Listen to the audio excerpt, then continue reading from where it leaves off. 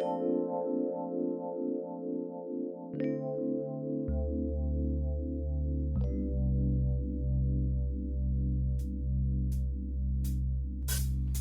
an autism awareness angel, making sure my wings protect the different, the stranger than. I'm an autism awareness angel. It's good, cause I'm cool with the unique behavior. I'm an autism awareness angel. Will you accept me?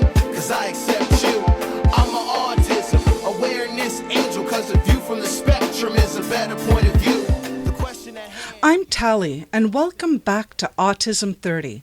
Today on our podcast, we are speaking to the head of school at PALS Autism Society School program, located in Vancouver, British Columbia, Miss Andrea Kasunic. PALS Autism Society School program was founded in 2007 by 5 mothers of children with autism and complex developmental disabilities. They wanted to create a program that met the needs of their children and others around the province. This is when PALS Autism Society was born, and is currently the only specialized and dedicated elementary and secondary school whose students are educated on location in one building in British Columbia for children and adolescents with autism, and is also accompanied by an adult program for pupils aged 19 to 25. Unlike most schools that run only 9 to 10 months a year, this school is run year-round, 12 months. The school also follows the ABA, Applied Behavioral Analysis, therapy method. Welcome, Ms. Kasunic. Thank you. You have extensive experience, having not only worked in the field since 2006, but also receiving your Master's in Education in Developmental Psychology and Education from the University of Toronto. And you also have a graduate certificate in Applied Behavioral Analysis from the University of North Texas and are globally ABA board certified. Can you explain to our audience what ABA, Applied Behavioral Analysis, is? Firstly, thank you for having me. And to answer your question, ABA is the science that studies how changes in the environment can affect our behavior. And I want to start off by pointing out that ABA is not only used in the field of autism, but you can find it in organizational behavior management, so increasing workplace productivity, staff training. You might find it in a smoking cessation program or weight loss programs. But what it looks like here at the school is we use the principles of ABA to increase desired behaviors and decrease behaviors that interfere with a child's ability to learn. So what you might see is that we break down skills into really small components and teach them systematically with a lot of reinforcement. And when looking to decrease a behavior, we complete what's called a functional behavior assessment to figure out what's that child trying to communicate with this behavior and what can we teach them to do instead. Sounds really interesting. PALS Autism Society School is now in its 8th year. How old do you have to be to attend the school, and what is the maximum age to apply for the adult program? Being that we are a certified independent school, we follow the Ministry of Education guidelines for school enrollment, and children have to be between the ages of 5 and 18 to attend the school program, and then 19 and up for the adult program. Every time I visit there, they're bumping up their maximum age because we realize autism is a lifelong disability and learning never stops. So I know when the program began, the cap was 25, and I think the last I heard it's 30, and there's talks of what to do next in terms of perhaps a residential program even. So what's the difference between PALS Autism Society School program and a regular public school for our children? I think it's the approach that we take when we're teaching the students, given that we follow the ABA therapy method. We have small group classes. Our biggest class size is 6 right now, and that's really what we feel is effective for the students that we have. We don't categorize the kids according to age or grade like they do in the public system. Rather, we assess the students to figure out what level of support do they need to participate in group classes, and then we create our classrooms based on that. That's a big key difference. Another difference being that we're a year-round program. Our students need consistency in their lives in order to maintain the skills that we've taught them. So taking even 1 week off can be detrimental to their learning. So we try to limit the holiday structure in our calendar and keep the program running year round. Another difference is the resources that are available to our students. We have consistent SLP support. She visits the school twice a week and works either one-on-one with the students or attends to group classes or consults to the staff on what's needed in that student, and we implement then her recommendations on an as needed basis, as well as the occupational therapist that we work with follows a similar model where she comes to the school once every 2 weeks. And then there's myself, who's a board certified behavior analyst, who's here full time, ready to help problem solve when needed. Do all children have an IEP, an individual education plan? Yes, all of our students who attend the school program have an IEP in place. We look at the IEP in the fall with the families and anyone else who the families would like to bring on board, whether that's a home consultant or an SLP that they work with in the home. And we can bring our SLP and OT on board into the meeting, and we think of the IEP as a roadmap for that year and set the goals that we all want to see the student meet. And again, in the spring, we return to review the goals that were set and really analyze each one, asking ourselves, is this something that we're reaching? Is it something that maybe this year was too lofty and we'll take it off? Because we report on the IEP, and if we can't report that we're seeing progress, maybe it's time to move on from that for now and return to it the next year. Or what we really like to see is that they've mastered that goal on their IEP and we can take it off and replace it with the next step. So the IEP is a work in progress throughout the year. Do all the children receive a one-on-one educational assistant, and how is that decided? If they choose to have a one-on-one assistant, can they? No, not all the students at PALS receive one-on-one support. That I believe to be a misrepresentation of the needs that children with autism require. When the classes are structured in small groups and the lesson plans are tailored to their ability levels, you can teach a group quite successfully with a low ratio of staff to student support. So like I mentioned earlier, we don't categorize according to age or grade. Our level system is structured so that our level ones receive one-to-one support because they require that for safety and maximum participation. But if you look at our level 4 classroom, it's a ratio of 1 to 3, sometimes 1 to 4, depending on the activity.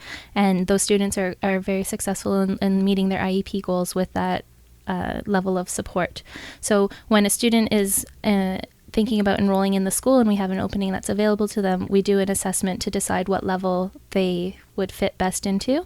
And if a parent says, I really would like to have a one-on-one, we unfortunately can't provide that because it would be a detriment to their ability to gain independence. And if they can manage in a group format, we believe in that model, especially since we know that as kids age out, they're moving into programs that have even less support than 1 to 4. So we want to prepare them from the very beginning to be able to be successful in later life when 1-to-1 is not going to be an option.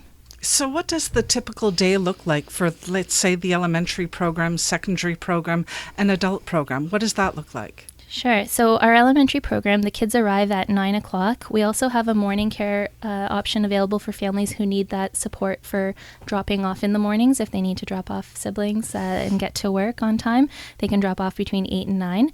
But at 9 o'clock, the kids enter and go into their morning meeting classes where we do attendance and weather and start the day off, go through the schedule. It's really important to review what's coming up if there's any changes so the kids can be prepared.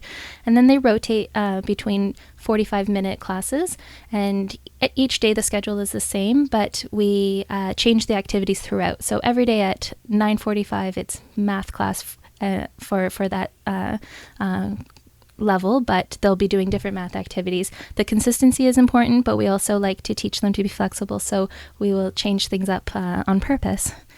The elementary students are rotating every 45 minutes, and they're participating in different curriculum classes. We try to follow the BC curriculum as it's set out the best that we can, but the students are mainly on modified and adapted IEPs. So math class looks very different for us, reading class looks very different, but it is happening. And so we focus on social skills, functional academics, life skills, and leisure skills. The secondary program, we start to look at students when they're 13, 14 years old, where the parents would like to see them in as adults, and then begin their transition planning, which goes into full force when they turn 16 and they get enrolled in our life skills and work skills program in the school program. So we're beginning to introduce them to those concepts, because jumping ahead to the adult program, they're fully focused on being in the community.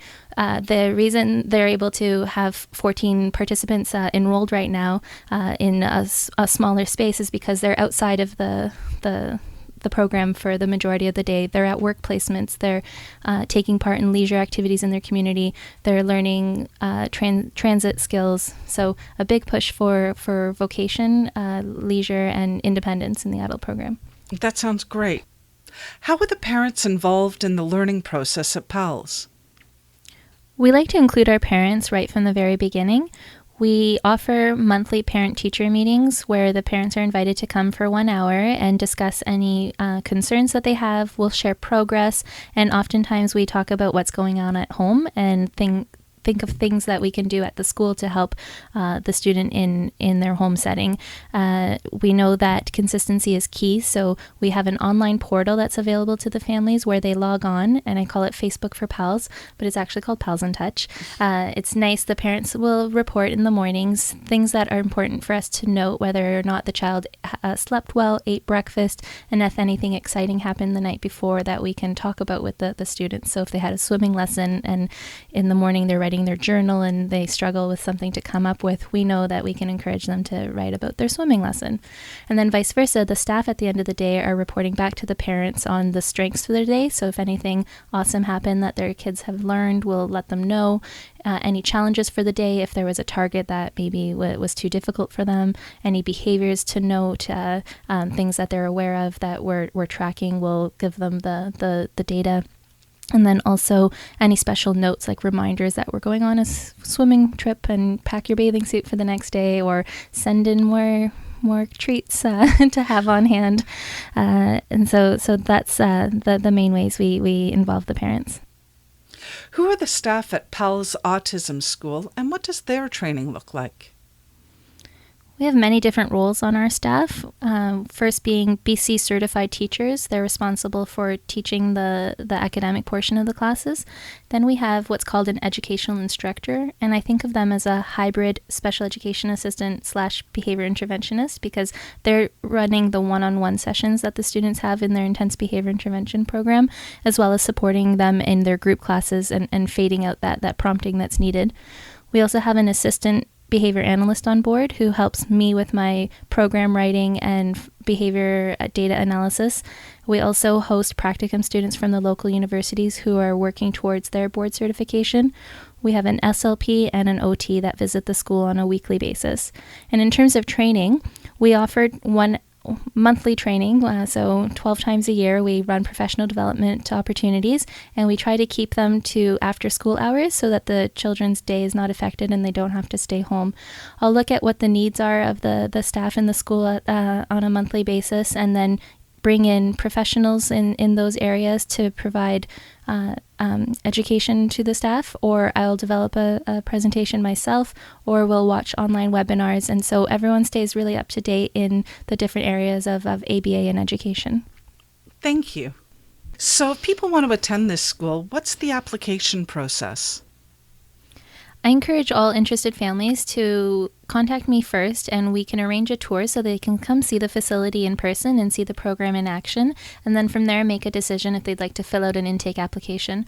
Once I receive an intake application, I'll review it and determine from the paper where I think that student might best fit, and when an opening becomes available, I look back to my application pool and see who might be a good fit for that class, and then I'll call in a couple of the students for an intake assessment, and after that we make the decision as to who might be the best fit for the opening and offer that student a position at the school.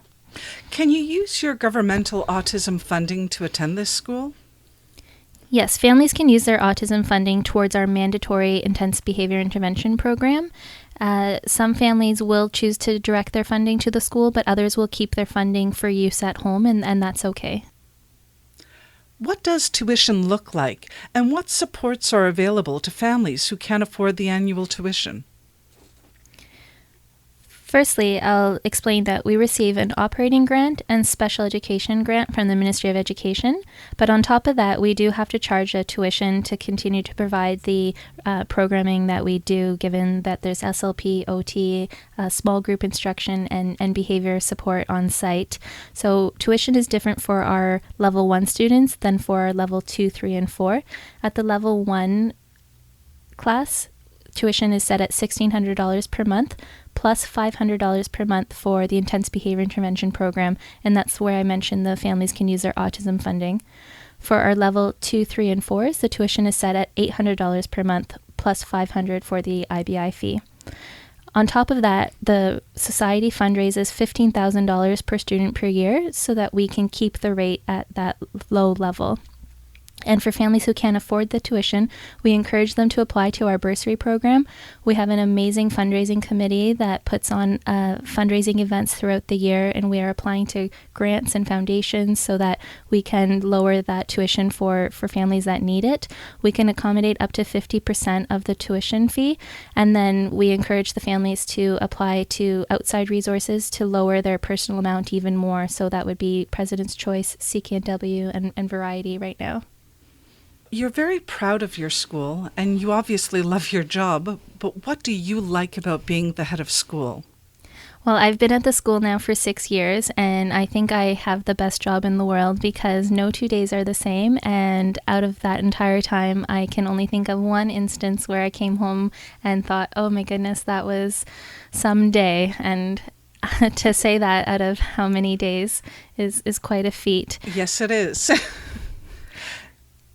One thing that I always laugh at when people meet me and hear about my role, they say, oh, wow, you must have so much patience. And I always like to come back and say, I have zero patience, because if we became complacent and allowed things to continue on, our kids would suffer. So I think people who work in IT have patience. I have zero patience. So, and finally, what is the one thing you would like the world to know about autism? The one thing I would like the world to know is that families who have a child with autism are under such a great amount of stress that the regular population would never be faced with, and we need to be more understanding of that. I would love autism awareness and autism acceptance to increase. For me, that piece is huge. If you have a neighbor or a coworker or another family member who is affected, be open to them, talk to them, be supportive, find ways to include them, because that would just make a huge world of a difference for their lives. Absolutely. Well, thank you for joining us today, Ms. Kasunic. Thank you for having me, and thank you for highlighting the work being done at PALS. If you would like to contact Miss Andrea Kasunic and the PALS Autism Society School Program, you can find all of their contact details on our webpage at autism30.com. And thank you, our podcast audience, for joining us. Until next time, this is Tally telling you to live in love. Hey yo, I'm an autism awareness angel, making sure my wings protect the different, the stranger than I'm an autism awareness angel. Is good.